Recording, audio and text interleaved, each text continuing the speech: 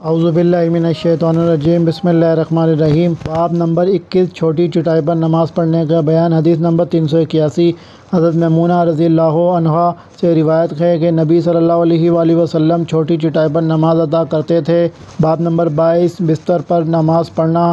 حضرت انس رضی اللہ عنہ نے اپنے بستر پر نماز پڑھی۔ نیز حضرت انس رضی اللہ عنہ نے فرمایا، ہم نبی صلی اللہ علیہ وآلہ وسلم کے ہمراہ نماز پڑھتے تھے تو ہم میں سے کوئی اپنے کپڑے پر سجدہ کر لیتا تھا۔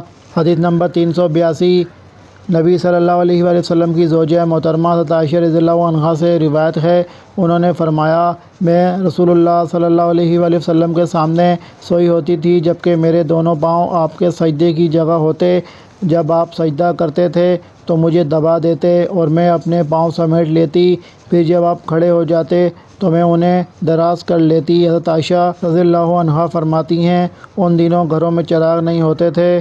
حدیث نمبر 383 حضرت عائشہ رضی اللہ عنہا ہی سے روایت ہے، انہوں نے بتایا کہ رسول اللہ صلی اللہ علیہ وآلہ وسلم اپنے اہل کے بستر پر نماز پڑھتے جبکہ وہ خود آپ کے اور قبلے کے درمیان جنازے کی طرح لیٹی ہوتی تھیں۔ حدیث نمبر 384 حضرت عروہ سے روایت ہے کہ نبی صلی اللہ علیہ وآلہ وسلم نماز پڑھتے تھے، حضرت عائشہ رضی اللہ عنہا آپ کے اور قبلے کے درمیان اس بستر پر لیٹی رہتیں جس پر یہ دونوں سوتے تھے۔ فائدہ ان احادیث سے یہ بھی معلوم ہوا کہ سوئے ہوئے آدمی کی طرف منہ کر کے نماز پڑھنا مکروہ نہیں بلکہ جائز ہے۔ باب نمبر 23 سخت گرمی کے سبب کپڑے پر سجدہ کرنا۔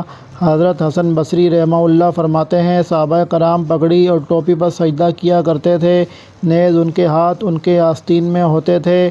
حدیث نمبر 385 حضرت انس رضی اللہ عنہ سے روایت ہے، انہوں نے فرمایا، ہم نبی صلی اللہ علیہ وآلہ وسلم کے ہمراہ نماز پڑھا کرتے تھے تو ہم میں سے کوئی شخص سخت گرمی کی وجہ سے سجدے کی جگہ پر اپنے کپڑے کا کنارہ بچھا لیتا تھا۔ باب نمبر 24 جوتوں سمیت نماز پڑھنا۔ حدیث نمبر 386 حضرت انس رضی اللہ عنہ سے روایت ہے، ان سے دریافت کیا گیا، کیا نبی صلی اللہ علیہ وآلہ وسلم جوتوں سمیت نماز پڑھ لیتے تھے؟ انہوں نے جواب دیا، ہاں پڑھ لیتے تھے۔ فائدہ، جوتے پہن کر نماز پڑھنے کی رخصت ضرور ہے لیکن اسے درجہ استحباب دے کر دیدہ دانستہ صاف ستھری مساجد میں جوتوں سمیت نماز ادا کرنے پر اصرار انتہا پسندی ہے۔ ہمارے بعض شدت پسند نوجوان اسے مردہ سنت خیال کر کے اس کے احیاء کا اہتمام کرتے ہیں۔ اس فکری غلطی کی اصلاح بہت ضروری ہے۔ شریعت نے اس عمل کو صرف جائز قرار دیا ہے، بذات خود یہ مطلوب نہیں، صرف یہود کے عمل سے اختلاف ظاہر کرنے کی صورت میں اسے استحباب کی نظر سے دیکھا جا سکتا ہے۔ باب نمبر 25 موزے پہن کر نماز پڑھنا۔ حدیث نمبر 387 حمام بن حارث سے روایت ہے، وہ فرماتے ہیں، میں نے ایک دفعہ حضرت جریر بن عبداللہ رضی اللہ عنہ کو دیکھا، انہوں نے پیشاب کیا، پھر وضو فرمایا تو اپنے موزوں پر مسح کیا، پھر وہ کھڑے ہوئے اور موزوں سمیت نماز ادا کی۔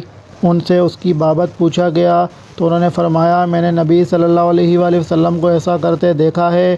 ابراہیم نخعی کہتے ہیں کہ اہل علم حضرات کو یہ حدیث بہت پسند تھی کیونکہ حضرت جریر بن عبداللہ رضی اللہ عنہ آخر میں اسلام لائے تھے۔ حدیث نمبر 388 حضرت مغیرہ بن شعبہ رضی اللہ عنہ سے روایت ہے، انہوں نے فرمایا، میں نے نبی صلی اللہ علیہ وآلہ وسلم کو وضو کرایا تو آپ نے موزوں پر مسح کیا اور نماز پڑھی۔ باب نمبر 26 جب نمازی سجدے کو پورے طور پر ادا نہ کرے۔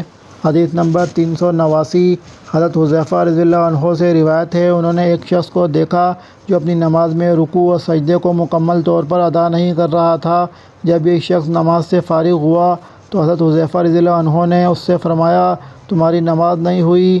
راوی ابو وائل کہتے ہیں، میں خیال کرتا ہوں کہ حضرت حذیفہ رضی اللہ عنہ نے اس سے یہ بھی فرمایا، اگر تمہیں اسی حالت میں موت آ گئی تو تم محمد صلی اللہ علیہ وآلہ وسلم کے طریقے پر نہیں مرو گے۔ باب نمبر 27 نمازی دوران سجدہ میں بازوؤں کو کشادہ کرے اور انہیں اپنے پہلوؤں سے الگ رکھے۔ حدیث نمبر 390 حضرت عبداللہ بن مالک ابن بحینہ رضی اللہ عنہ سے روایت ہے کہ نبی صلی اللہ علیہ وآلہ وسلم جب نماز پڑھتے تو اپنے ہاتھوں کو کشادہ رکھتے یہاں تک کہ آپ کی بغلوں کی سفیدی نمایاں طور پر ظاہر ہوتی۔ لیث کہتے ہیں، جعفر بن ربیعہ نے مجھ سے اس طرح کی روایت بیان کی۔ فائدہ، امام بخاری رحمہ اللہ اس باب میں اتمام سجدہ کی مزید تشریح کر رہے ہیں کہ سجدہ کرتے وقت ہاتھوں کو کشادہ اور انہیں پہلوؤں سے الگ رکھنا چاہیے۔ رسول اللہ صلی اللہ علیہ وآلہ وسلم جب سجدہ کرتے تو اسی انداز سے کرتے تھے، نیز دوران سجدہ میں اپنی کونیوں کو پہلوؤں سے الگ رکھتے۔ مرد و خواتین ہر دو کے لیے سجدے کا یہی طریقہ ہے۔ عورتوں کے لیے زمین سے چمٹ کر سجدہ کرنے کا ثبوت کسی صحیح حدیث میں نہیں ملتا۔